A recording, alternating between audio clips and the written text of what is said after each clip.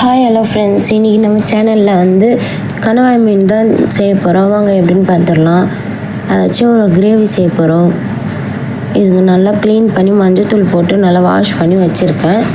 அதை தனியாக வச்சுட்டு அடுப்பு பற்ற வச்சு அடுப்பில் வந்து கடாயை வச்சுட்டு எண்ணெய் சேர்த்துக்கலாம். எண்ணெய் சேர்த்துட்டு எண்ணெய் நல்லா சூடானதும் ஒரு டீஸ்பூன் சோம்பு, ஒரு 2 பச்சை மிளகாய் கீரி வச்சுருக்கேன், அது போட்டுட்டு கருவேப்பிலை, ஒரு கொத்து கருவேப்பிலை போட்டு நல்லா பொரிஞ்சிட்டக்கப்புறம் வெங்காயத்தை நறுக்கி வச்சுருக்கேன். ஒரு 3 பெரிய வெங்காயம் அதை எடுத்து சேர்த்துக்கலாம்.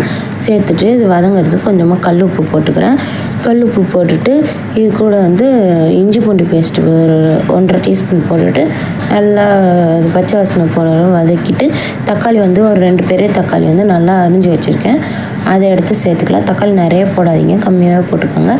அது நல்லா வதங்கினதும் நல்லா வதங்கணும் ஃப்ரெண்ட்ஸ். நல்லா வதங்கிட்டக்கப்புறம் நம்ம க்ளீன் பண்ணி எடுத்து வச்சுருக்க கனவா மீனை வந்து சேர்த்துக்கலாம். இதை சேர்த்துட்டு இது நல்லா சுருங்கணும். அதை பாருங்கள், இந்த அளவுக்கு தண்ணி விடும் அதில், அதனால் தண்ணி விட்டுறணும் இந்த அளவுக்கு. அதெல்லாம் நல்லா கொதிக்க வச்சுருங்க. இப்போ சுண்டிட்டக்கப்புறம் 1 ஸ்பூன் கரம் மசாலா, 2 ஸ்பூன் வீட்டில் அரைச்ச வீட்டு மிளகாத்தூள், ஒரு 1/2 டீஸ்பூன் வந்து மஞ்சத்தூள் போட்டுக்கலாம்.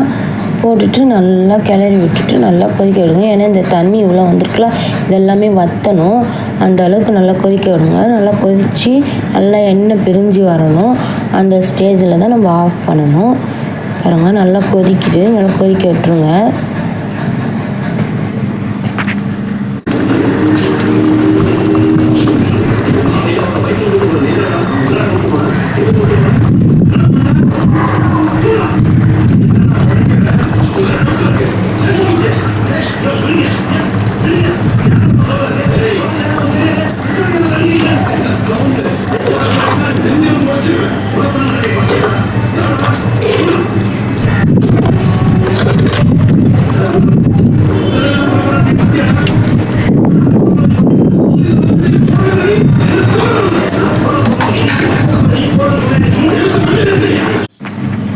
பாருங்கள், நல்லா கொதிக்குது. நல்லா சைட்லலாம் எண்ணெய் பிரிஞ்சு வந்துடுச்சு.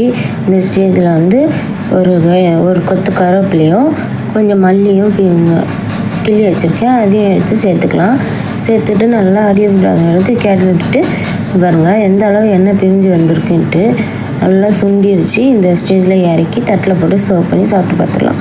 நான் எங்கள் வீட்டில் சாப்பிட்டு பார்த்தேன், எல்லாருக்கும் கொடுத்து நல்லா இருக்குனாங்க.